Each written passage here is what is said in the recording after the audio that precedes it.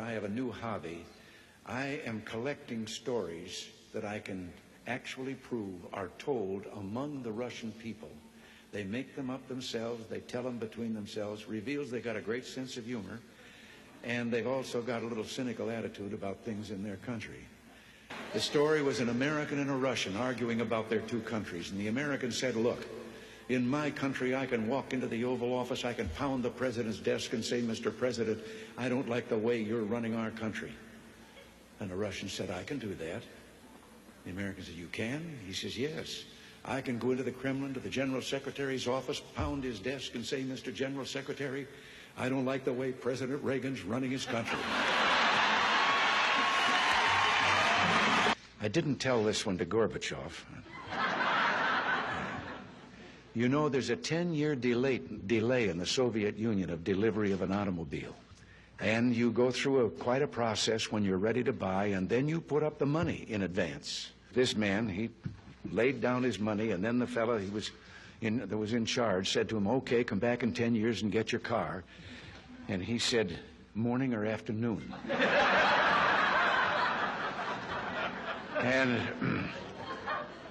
And the fellow behind the counter said, well, 10 years from now, what difference does it make? And he said, well, the plumber's coming in the morning. Less than one family out of 7 in the Soviet Union owns an automobile.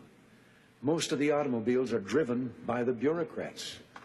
So an order went out one day to the police that anyone caught speeding, anyone, no matter who, gets a ticket. Well, Gorbachev came out of his country home, his dacha. He was late getting to the Kremlin. There was his limousine and driver waiting. He told the driver to get in the back seat, he'd drive, and down the road he went. They passed 2 motorcycle cops. One took out after him.